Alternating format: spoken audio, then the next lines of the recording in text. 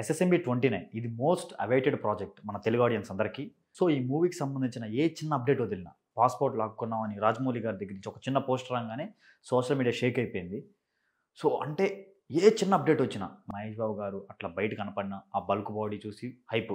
అందరి కళ్ళు మన ఇండస్ట్రీయే కాదు పక్క ఇండస్ట్రీస్ కూడా అందరి కళ్ళు ఎస్ఎస్ఎంబి 29 మీదే ఉంది.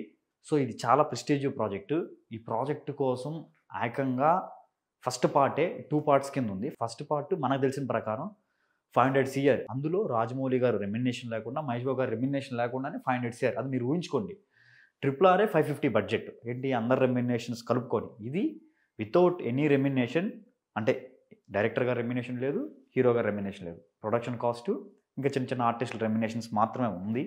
సో ఇంకా మీరు ఊహించుకోండి 500 CR అంటే 500 CR అవ్వదు. సినిమాకి ఇంకా మూవీకి ఇంకా 600 అవ్వచ్చు, 700 అవ్వచ్చు. సో తెలిసిందే కదా రాజమౌళి గారు చాలా డెడికేషన్ పెట్టి వర్క్ చేస్తారు మూవీ పైన. ఎక్కడ కాంప్రమైజ్ అవ్వకుండా తీస్తారు. ఇంకా మహేష్ బాబు గారి ఫ్యాన్స్కి అయితే మీరు ఎంత ఎక్స్పెక్టేషన్ పెట్టుకున్న మూవీ పైన, ఎంత ఎక్స్పెక్టేషన్, ఆ ఎక్స్పెక్టేషన్ ఇంచే ఒక ఎత్తు పైనే ఉంటుంది సినిమా. కింద అయితే ఉండదు, ఒక ఎత్తు పైనే ఉంటుంది. రీసెంట్ 10 సినిమాల్లో కూడా మహేష్ బాబు గారిని ఎవరు సరిగ్గా వాడుకోలేదని చెప్పాలి. అంటే కొరటాల శివ గారు భరత్ అన్నయ్యలో కానీ శ్రీమంతుడిలో కానీ కొంచెం బాగా చూపించారు. దాని తర్వాత సరిలేరు నీకెవర్లో ఇంటర్వెల్ బ్యాంగ్ రానిల్ రావుపూడి గారు కొంచెం బాగా చూపించారు. మిగతా సినిమాల్లో అంత గట్టిగా ఆ కట్అవుట్ను వాడుకోలేకపోయారు. సో ఆ కట్అవుట్ మొత్తం రాజమౌళి గారి చేతిలో పడింది.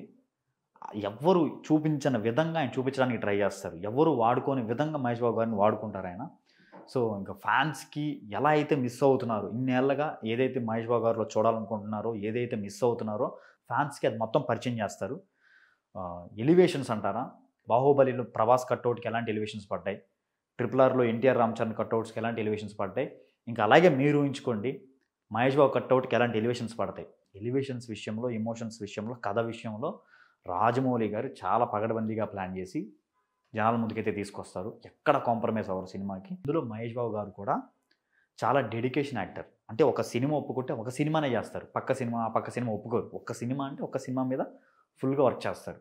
సో దానికోసమే ఆయన హెయిర్ పెంచడం, దానికోసమే ఆయన ఇంకా బాడీ ఉన్న బల్క్ బాడీ చేయడం. సో చాలా అప్డేట్స్ మనకి తెలిసినంతవరకు అప్డేట్లో మాత్రం సినిమా రీసెంట్గానే సెట్స్ పైకి వెళ్తుంది. మరి దాని గురించి మనకి పూర్తి అప్డేట్స్ అయితే తెలియదు.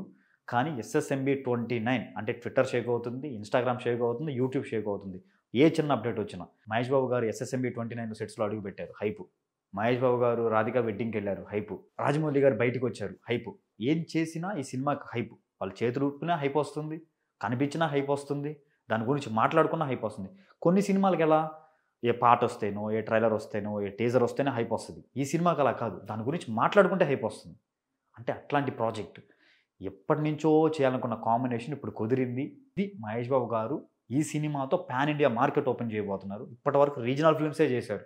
రీజనల్ ఫిల్మ్స్లో one of the top market Mahesh Babu గారికి, అందరికన్నా టాప్ మార్కెట్. ఇప్పుడు ఎస్ఎస్ఎంబి 29తో మొత్తం పాన్ ఇండియా కాదు, పాన్ వరల్డ్ మార్కెట్ ఓపెన్ చేయబోతున్నారు. మరి ఎలాంటి రికార్డ్స్ పెడతారో నాకు తెలిసి అయితే ఏ రికార్డ్స్ మిగలవు. పార్ట్ 1కే 80% 90% రికార్డులు ఎగిరిపోతాయి. సో పార్ట్ 2కి అయితే ఇంక ఏ రికార్డులు ఉండవు. ఇంకా రికార్డ్ టచ్ చేయాలంటే 10 ఇయర్స్ పట్టొచ్చో, 20 ఇయర్స్ పట్టొచ్చో నాకైతే తెలీదు. టచ్ చేయలేదు, ఆ రేంజ్లో ఉంటుంది సినిమా. అసలు మనం ఊహించలేం. అసలుకి సినిమా గురించి మనకేం తెలీదు, ఒక్కటే తెలుసు, గ్లోబ్ ట్రోటింగ్ యాక్షన్ అని. ఆ పేరు మీద మనకి ఎంత హైప్ ఉందంటే ఇంకా అది ఏ జోనరో, సినిమా ఎలా ఉండబోతుందో ఒక పోస్టర్, ఒక టీజర్ చూస్తే ఇంకా మీరు అర్థం చేసుకోండి ఏ రేంజ్ హైప్ వచ్చేస్తుందో మూవీకి, ఏ రేంజ్ మార్కెట్ జరుగుతుందో సినిమాకి. ఇది మన ఇండియన్ సినిమాలోనే బాప్ ఆఫ్ ఫిల్మ్. అంటే ఇది రాజీవ్ గారు కూడా చెప్పారు, ఇండియన్ సినిమాలోనే బాప్ ఆఫ్ ఫిల్మ్స్. అంటే అన్నిటికీ పెద్ద సినిమా, అన్నిటికన్నా పెద్ద సినిమా. చూద్దాం రాజమౌళి గారు ఈ సినిమాని ఎంత పగడబందీగా ప్లాన్ చేశారో.